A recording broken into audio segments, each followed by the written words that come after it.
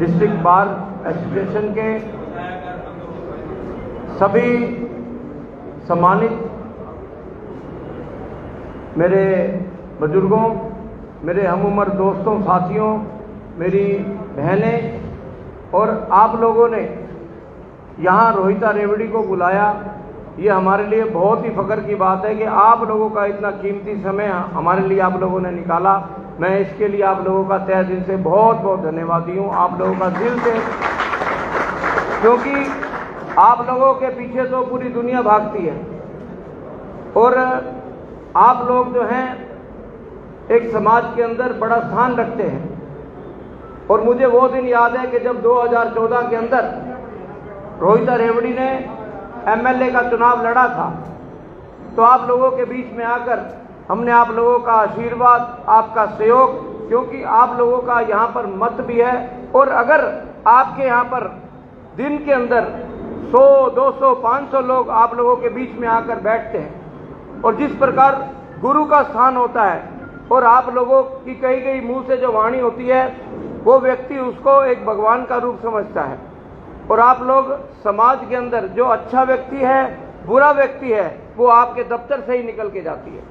तो आज मैं आप लोगों के बीच में अपनी धर्मपत्नी के साथ यहाँ आया।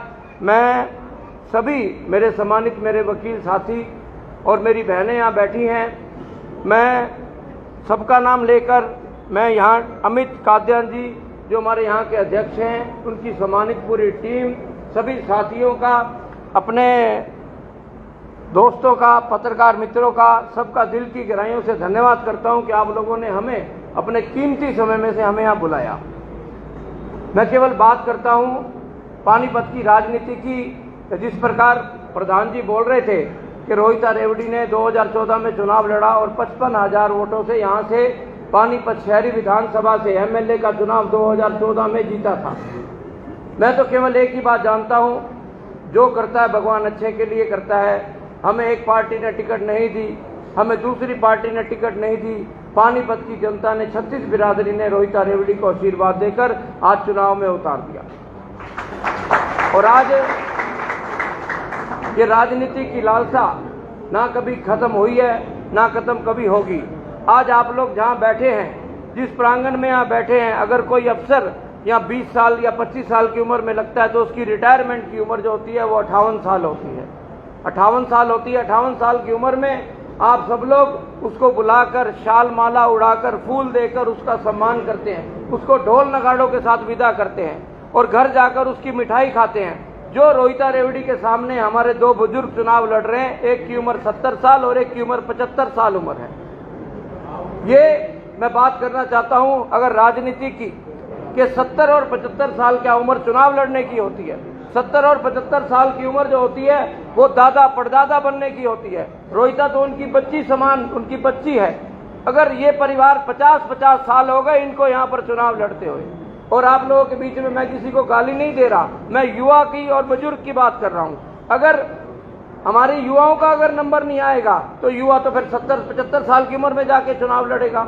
अगर रोहिता रेवड़ी ने 2014 के अंदर शहर में काम किया है, अगर हमारे ऊपर बुराई है, किसी प्रकार का कोई भी हमारे ऊपर गलत काम किया है, अगर हमने किसी का कोई भी काम नहीं किया तो पानीपत की जनता हमें सर पे नहीं बिठाएगी, आंखों पर जो है। और हमने 2014 से लेकर 2019 तक रोहिता रेवड़ी यहाँ की विधायक रही और डिस्ट्रिक्ट बार एसोसिएशन के अंदर सबसे पहली अगर ग्रांट देने का किसी ने काम किया था, शुरुआत की थी, वो रोहिता रेवड़ी ने की थी। उसके बाद ना जाने कितने नेता लोग आए, कितने चले गए, खाली मक्खनबाजी लगी और ग्रांट किसी की नहीं आई। और आप लोग पानीपत के शहरी के भी आप मतदाता हैं, आप लोगों के रिश्तेदार भी यहाँ पर काम करते हैं। और मैं आप लोगों के बीच में आया हूँ कि आप लोग अगर युवा को आशीर्वाद देना चाहते हैं, रोहिता रेवड़ी की जो एज है वो 45 साल उम्र है, जो दूसरे कैंडिडेट चुनाव लड़ रहे हैं उनकी 30-30 साल उम्र का फर्क है। अब आप लोगों ने सोचना है युवा क्या काम कर सकता है। अगर कोई बुजुर्ग है, वो 75 साल उसकी उम्र है, वो सुबह उठेगा, पहले अपनी बीपी चेक करवाएगा, सुबह अपना हार्ट चेक करवाएगा। तो मैं तो यही कहूँगा कि आप लोग इससे आप लोग वो लोगों के क्या काम करेगा। आप लोग युवाओं को आगे आने दो और जिद छोड़ दो, और आप लोग युवाओं को अपना आशीर्वाद देंगे।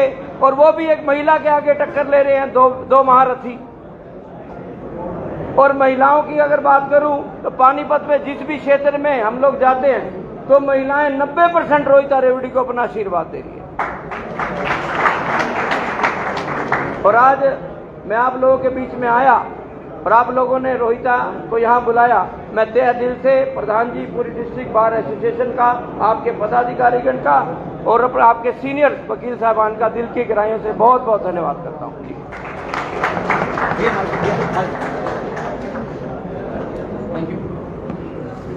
धन्यवाद सुरेंद्र रेवड़ी जी का। जिस तरीके से इन्होंने अपना वक्तव्य दिया है ये बहुत ही काबिल तारीफ है कि कम उम्र में चुनाव लड़के जीतना, वो भी 55,000 वोटों से, एक महिला प्रत्याशी का ये मायने रखता है और ये काबिल तारीफ है भी। और आज भी वो इंडिपेंडेंट चुनाव लड़ रही हैं, ये भी एक बहुत बड़ी हिम्मत का काम है। तो मैं अब श्रीमती रोहिता रेवड़ी जी को आमंत्रित करूंगा कि वो स्टेज पर आए और हमारी बार एसोसिएशन को संबोधित करें। श्रीमती रोहिता रेवड़ी।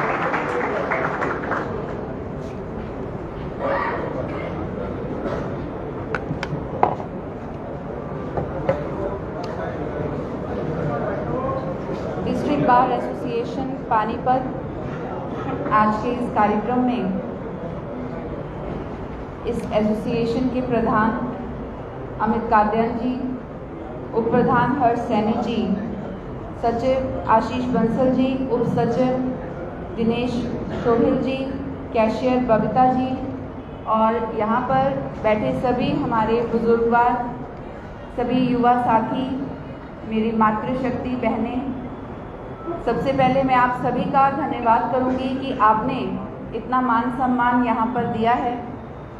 और एक छोटी सी प्रार्थना, एक निवेदन कि 5 तारीख को वोटिंग है और आप सभी ने मतदान ज़रूर करना है, हम सभी का अधिकार है और अपनी इस बहन का ध्यान रखना है। आप सभी जानते हैं 5 साल का कार्यकाल आप सभी के समक्ष है, एक खुली किताब है। पानीपत के लिए बहुत अच्छा करने का प्रयास पूरे 5 साल मेरा रहा है, मगर मैं साथ साथ ये ज़रूर बताऊंगी कि जो मेरे काम जो मेरे अधूरे रहे, जिसमें मुख्य तौर पर हाली पार्क है, एग्रो मॉल में निगम को शिफ्ट करवाने का जो मेरा प्रयास रहा, उसको मैं फिर से आगे बढ़ाना चाहूँगी। इसके साथ साथ SDVM के बिल्कुल सामने एक कम्युनिटी हॉल मेरी CM अनाउंसमेंट रह चुकी है, जिसको अभी भी अधर पर छोड़ रखा है। इसके साथ हमारे इंडस्ट्रियलिस्ट भाई, जिनकी रिक्वायरमेंट थी फायर ब्रिगेड की, क्योंकि गर्मी में बहुत हादसे होते थे और वो चाहते थे कि हमारे को 29 सेक्टर की साइट पे फायर ब्रिगेड की एक स्टेशन वहाँ पे प्रोवाइड कराया जाए। ऐसे मुख्य बहुत से बिंदु जो मेरे अभी पेंडिंग हैं, उनको फिर से वापस रफ्तार में लाने की एक मेरी कोशिश, एक मेरा प्रयास रहेगा। और वो तभी संभव हो पाएगा जब आप सभी भाई मेरा साथ देंगे, मेरी ताकत बनेंगे और सभी बहनें। अभी सुरेंद्र जी कह रहे थे कि 90% महिलाएं सपोर्ट कर रही हैं और साथ साथ भाइयों का भी फ़र्ज़ है कि वो अपनी बहन की ताकत बने।